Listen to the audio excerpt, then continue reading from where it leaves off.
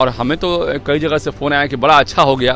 अब बहुत लोग जो है गलत गलत बात हम लोग के बारे में सोचते थे कि हम लोग पढ़ाते नहीं हैं, बच्चों को नहीं पढ़ाते हैं, काम नहीं करते हैं। तो कम से कम अब लाइव एसीएस से आप देख सकते हैं कि भाई हम लोग सारा काम करते हैं, अच्छे से पढ़ाते हैं। तो पहले से पता है कि हमको पढ़ाना है और वो पढ़ाने के हिसाब से आए हैं। और कहीं भी बच्चों का जो है वो कोई दिक्कत हो तो उसको पहले से लगातार वो लगे रहते हैं कैसे हम सोल्व करें। और ऊपर से भी पदाधिकारी जो है मदद करने का प्रयास कर रहे हैं। और देखिए वहाँ डीएम ने भी निरीक्षण किया, जहानाबाद गए थे हम, जहानाबाद भी निरीक्षण हुआ।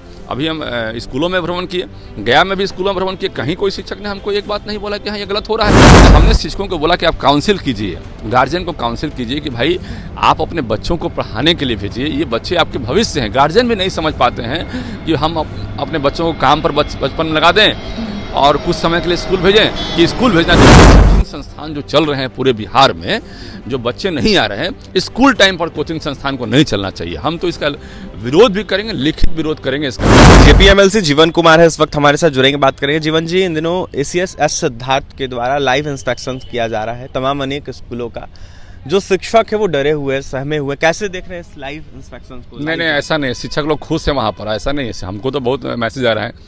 कुछ शिक्षक लोगों को लगता है कि भाई थोड़ी सी पंक्चुअलिटी के लिए ज़रूरी भी है। बहुत सारे शिक्षकों में ये मिश्रित ये है। और हमें तो कई जगह से फ़ोन आया कि बड़ा अच्छा हो गया। अब बहुत लोग जो है गलत गलत बात हम लोग के बारे में सोचते थे कि हम लोग पढ़ाते नहीं हैं, बच्चों को नहीं पढ़ाते हैं, काम नहीं करते हैं। तो कम से कम अब लाइव एसीएस से आप देख सकते हैं कि भाई हम लोग सारा काम करते हैं, अच्छे से पढ़ाते हैं। और देखिए हम फिर कह रहे हैं, पहले भी हम बताते रहे हैं कि 2-4% ही शिक्षक हमारे 2% के आसपास, कहिए 98% हमारे शिक्षक पहले से भी अच्छे ढंग से काम करने का प्रयास कर रहे थे। एक अनुकूल माहौल की ज़रूरत थी, माहौल मिलने भी लगा उनको। 1-2% लोगों को हमेशा परेशानी होगी, लेकिन 98% के करीब हमारे शिक्षक सारे देखिएगा तो वहाँ पर कहीं कोई दिक्कत नहीं है। और लाइव जो चल रहा है इससे हमारे बहुत सारे आम पब्लिक भी देखिए, हमारे शिक्षक भी देखिए, क्योंकि शिक्षकों को पहले से पता है कि हमको पढ़ाना है और वो पढ़ाने के हिसाब से आए हैं। और कहीं भी बच्चों का जो है वो कोई दिक्कत हो तो उसको पहले से लगातार वो लगे रहते हैं कैसे हम सोल्व करें। और ऊपर से भी पदाधिकारी जो है मदद करने का प्रयास कर रहे हैं। तो कहीं ऐसा मुझे दिक्कत दिखाई नहीं पड़ रहा है और हर तरफ से जो है खुशी का माहौल है। मतलब कहीं से विवाद कोई नहीं? विवाद तो अभी तक हमारे पास कोई नहीं आया। हमारे पास तो कोई विवाद का फोन नहीं आया कि गलत हो रहा है। हमारे पास तो जब अनुमंडल स्तर पर ट्रांसफर की बात हुई तो उसका विरोध हमने ही किया था। सबसे पहला विरोध हमने किया था कि 10 अनुमंडल के ट्रांसफर में ये प्रॉब्लम आएगी और उसको रुकवाने का भी हम लोगों ने काम किया, रुकवाने का भी काम किया।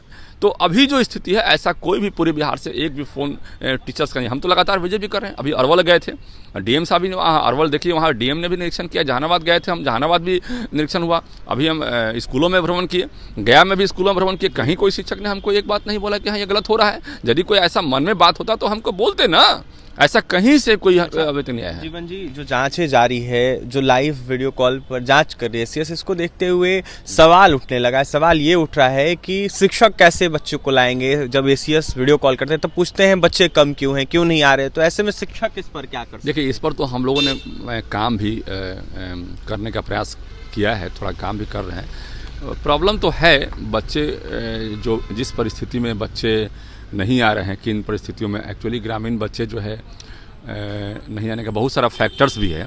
एक तो हम धनकटनी का समय वर्तमान में चल रहा है, तो हमने देखा कई जगह धनकटनी का भी असर दिखाई पड़ा हमको। और हमें इसके अलावा दिखाई पड़ा कि भाई बहुत सारे गार्जियन जो है अपने बच्चों को काम पर भी लगाने का प्रयास करते हैं, तो वो भी एक फैक्टर है। हमने शिक्षकों को बोला कि आप काउंसिल कीजिए, गार्जियन को काउंसिल कीजिए कि भाई आप अपने बच्चों को पढ़ाने के लिए भेजिए। ये बच्चे आपके भविष्य हैं। गार्जियन भी नहीं समझ पाते हैं कि हम अपने बच्चों को काम पर बचपन में लगा दें और कुछ समय के लिए स्कूल भेजें कि स्कूल भेजना ज़रूरी है। उसमें बहुत सारा दोष यदि केवल शिक्षक पर दिया जाए कि केवल शिक्षकों का दोष है, तो हमारा ये प्रैक्टिकल एग्जाम्पल नहीं हो सकता है। हमारा अपना विज़न है, सोचना है कि भाई कैसे अधिक से अधिक बच्चे आएँ हमारे स्कूलों में, उस पर विचार करना चाहिए, मंथन करना चाहिए। हमने जहाँ भी जाने का काम किया स्कूलों में, तो हमने सभी शिक्षकों को कहा कि आप व्यक्तिगत रूप से काउंसिल कीजिए, गार्जियन को आप समझाने का प्रयास कीजिए कि भाई बच्चों को भेजिए। अब देखिए वही, जब अब स्कूल से कोई फैसिलिटी लेना होता है, जो सरकारी फैसिलिटी मिलती है, तो उस वक्त बच्चों का अटेंडेंस बढ़ जाता है, चूँकि सबके दिमाग में रहता है, गार्जियन के दिमाग में, कि यहाँ सरकार से हमको फैसिलिटी लेना है। और जब फैसिलिटी ले लेते हैं उसके बाद बच्चों का अटेंडेंस वो कम कर देते हैं, तो कहीं ना कहीं गार्जियन भी इसमें दोषी है। तो उन गार्जियंस को समझाने की ज़रूरत है। और मुझे लगता है कि ये मास लेवल पे एक अवेयरनेस की ज़रूरत है, इसकी ज़रूरत। और निश्चित रूप से पढ़ाई का भी बात है। देखिए एक सबसे बड़ा फैक्टर क्या है कि कोचिंग संस्थान जो चल रहे हैं पूरे बिहार में, जो बच्चे नहीं आ रहे हैं, स्कूल टाइम पर कोचिंग संस्थान को नहीं चलना चाहिए। हम तो इसका विरोध भी करेंगे, लिखित विरोध करेंगे इसका हम, और एसीएस साहब को बोलेंगे कि हमने ये बहुत कॉमन एग्जाम्पल के रूप में देखा है कि जहाँ कोचिंग संस्थान स्कूल टाइम पर चलते हैं वहाँ बच्चे कम आते हैं। तो कोचिंग टाइम, हम ये नहीं कर रहे हैं कोचिंग नहीं चले भाई, हम किसी को प्रतिबंध लगाने की बात नहीं करते हैं, लेकिन टाइमिंग का बात करते हैं कि जब स्कूल चालू हो, स्कूल का टाइमिंग हो, उस वक्त हमारे कोचिंग संस्थान को नहीं चलाया जाए। स्कूल टाइमिंग के बाद चलाइए, स्कूल टाइमिंग के पहले चलाइए, तो ताकि बच्चों का जो है वहाँ पर इन्वॉल्वमेंट जो है, बहुत सारे कोचिंग्स वाले जो है ये बाहर का एक आडंबर बना देते हैं कि भाई हमारे ही कोचिंग संस्थान में सब कुछ पढ़ाया जा सकता है, क्योंकि उनका मार्केटिंग बहुत होता है। और सरकारी स्कूलों का मार्केटिंग तो नहीं होता है ना भाई, ये सरकारी शिक्षक है, मार्केटिंग कहाँ से करेंगे? उन लोगों का मार्केटिंग कहीं बेस होता है, और मार्केटिंग के आधार पर गार्जियंस को समझाने का प्रयास करते हैं, देखिए हम जो कहेंगे वो करेंगे, और यहाँ पर बच्चे जो है सब कुछ कर सकते हैं, सरकारी स्कूलों में अपने बच्चों को भेजेंगे तो वहाँ पढ़ाई की व्यवस्था नहीं है, जबकि ऐसी बात नहीं है। कोचिंग्स में देखिएगा तो वैसे टीचर्स की भी कमी है, लैब की भी कमी है। आज के डेट में हमारा जो लेबोरेटरी है एकदम कंप्यूटराइज हो गया है। लेबोरेटरी हमारा जो आप देखिएगा आजकल तो बहुत सारे स्कूलों में देखिएगा तो वहाँ पर स्मार्ट क्लासेस की व्यवस्था हो गई है।